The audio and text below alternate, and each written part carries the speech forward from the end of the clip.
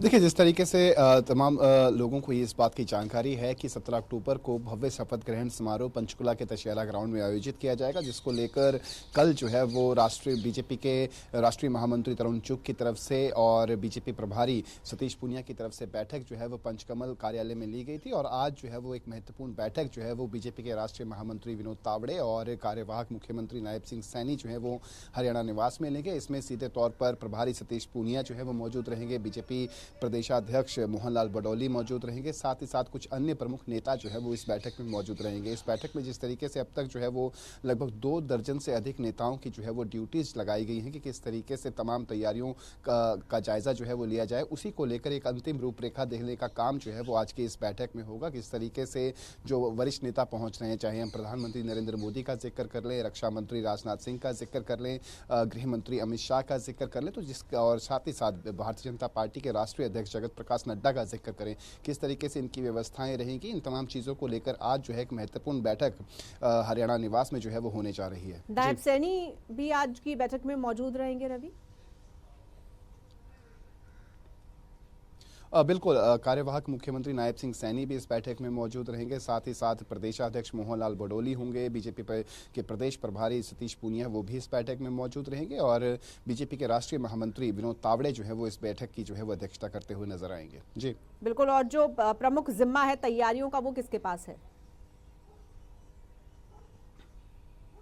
देखिए, प्रमुख तौर पर जो है वो इस पूरे के पूरे आयोजन की जो जिम्मेवारी है वो सीधे तौर पर पूर्व सांसद संजय भाटिया को जो है वो दी गई है, लेकिन उनके उपरांत भी बहुत सारी ऐसी जिम्मेवारियां हैं जिनको संजय भाटिया से ऊपर, चाहे हम मोहनलाल बडौली का जिक्र कर लें, कार्यवाहक मुख्यमंत्री नायब सिंह सैनी का जिक्र कर लें, इनके द्वारा भी दिशा निर्देश जो है वो लगातार संजय भाटिया को जो है वो दिए जा रहे हैं। और साथ ही साथ तमाम भारतीय जनता पार्टी के जो वरिष्ठ नेता हैं, चाहे हम महामंत्री तरुण चुग का जिक्र कर लें या फिर विनोद तावड़े का जिक्र कर लें, वो भी इन तैयारियों का जो है वो जायजा लेते हुए दिखाई देंगे और उनकी तरफ से कुछ यदि दिशा निर्देश जो है वो दिए जाते हैं, उनको इंप्लीमेंट करने का काम जो है वो किया जाएगा। बिल्कुल ठीक है, हम रुक करेंगे अपने संवाददाता विनय सिंह का। विनय, जिस तरह से भारतीय जनता पार्टी ने प्रदेश में प्रचंड जीत हासिल की है और तीसरी बार लगातार सरकार बनाकर इतिहास रच दिया है, जाहिर है पार्टी की कोशिश ये है कि ये जो आयोजन है शपथ ग्रहण का, ये भव्य से भव्य हो। ऐसे में किस किस को न्योता दिया गया है इस शपथ ग्रहण समारोह में शामिल होने के लिए?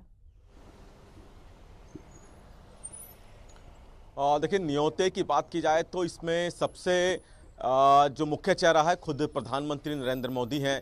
अब चूंकि अमित शाह ऑब्जर्वर हैं तो अमित शाह भी लाजमी है कि इस कार्यक्रम में मौजूद रहेंगे, उनको भी हालांकि न्योता इसके लिए अलग से दिया गया है शपथ ग्रहण के लिए।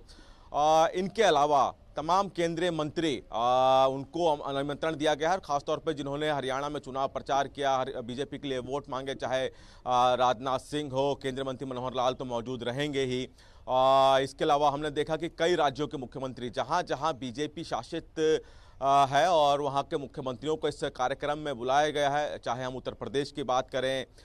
मध्य प्रदेश के जो मुख्यमंत्री हैं वो भी पर्यवेक्षक है तो इस कार्यक्रम में मौजूद रहेंगे। छत्तीसगढ़ की बात करें, राजस्थान की बात करें, तो जहां जहां बीजेपी शासित राज्य हैं वहां के मुख्यमंत्रियों को बुलाया गया है, वहां के कैबिनेट मंत्रियों को भी इस कार्यक्रम में निमंत्रण दिया गया है। और चूंकि बीजेपी इस शपथ ग्रहण समारोह को बहुत भव्य बनाने जा रही है, ये सिर्फ एक आयोजन नहीं बल्कि आने वाले राज्यों में जहां जहां महाराष्ट्र और झारखंड में विधानसभा चुनाव है वहां तक संदेश बीजेपी देना चाहती है। इतिहास रचा है, भारतीय जनता पार्टी ने हरियाणा में तीसरी बार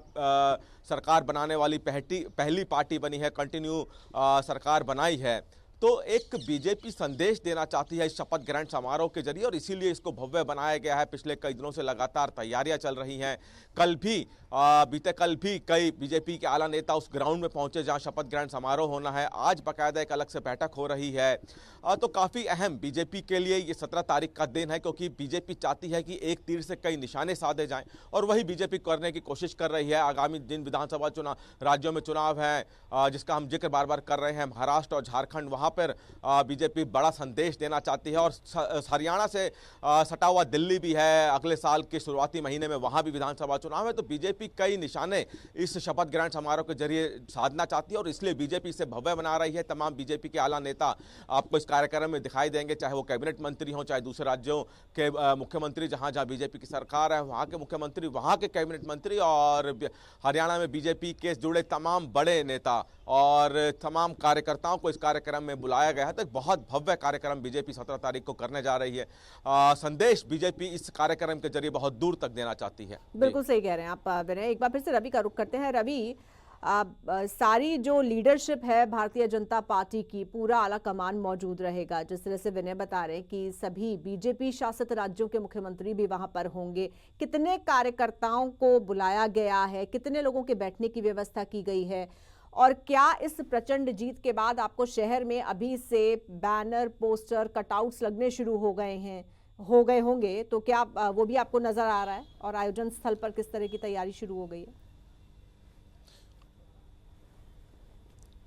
देखिए, पंचकुला का यदि हम जिक्र करें तो पंचकुला के दशहरा ग्राउंड से लगभग पूरे शहर के अंदर जहां जहां से प्रधानमंत्री नरेंद्र मोदी का काफिला जो है वो गुजरेगा, तमाम जगहों पर जो है वो पैम्पलेट्स और पोस्टर्स जो है वो लगने शुरू हो चुके हैं। और इसके अलावा दशहरा ग्राउंड का यदि हम जिक्र करें तो वहाँ पर लगभग 50,000 सीटिंग कैपेसिटी जो है वो बनाई गई है, जहाँ पर प्रदेश के अलग अलग कोनों से जो है वो न सिर्फ कार्यकर्ता यहाँ पर पहुँचेंगे बल्कि प्रदेशवासी भी यहाँ पर पहुँचते हुए नजर आएंगे। इसको लेकर भी बाकायदा अलग से जो है वो जिम्मेवारियाँ अलग अलग कार्यकर्ताओं को जो है वो सौंपी गई है, किस तरीके से प्रदेश की जनता को, कार्यकर्ताओं को जो है वो समारोह स्थल तक जो है वो पहुंचाया जाए। लगभग 50,000 के करीब दशहरा ग्राउंड की कैपेसिटी है और कहा भी ये जा रहा है कि 50,000 के करीब जो है वो प्रदेश की जनता जो है वो 17 अक्टूबर को दशहरा ग्राउंड में पहुंचेगी। और इसके अलावा अलग से व्यवस्थाएं जो है वो की गई है, वीआईपीज़ के लिए अलग से व्यवस्था की गई है,